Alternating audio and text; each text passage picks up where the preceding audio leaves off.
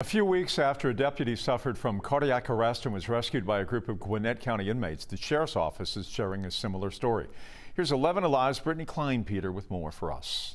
His doctor said that had he not received such quick medical attention, that he could have died from this stroke. Deputy Patrick Edmond was conducting cell searches at the Gwinnett County Jail when a group of inmates noticed something was wrong. And he said that he leaned over to pick up the blanket he dropped. And when he did, he got a little lightheaded.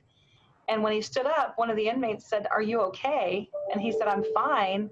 And the inmate said, "No, sir, you're not fine." Deputy Edmond didn't know it at the time, but he was suffering from a stroke. So they grabbed a chair and had him sit down.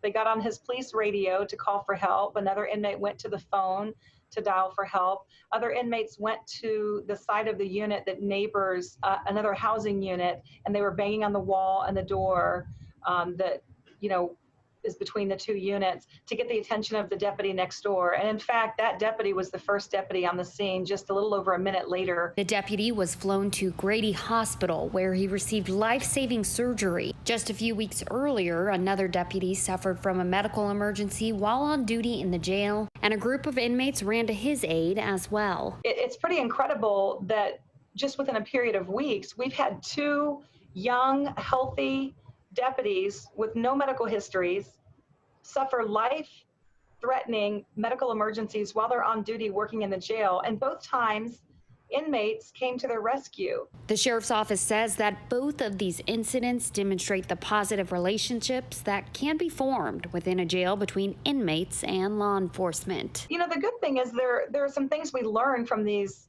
situations. There are many people who may assume there's always an adversarial relationship between law enforcement officers and citizens suspected of committing crimes. And that's not always the case. Unfortunately, sometimes it is, but very often it's not. The sheriff's office tells me that Deputy Edmond is stable and is recovering at home.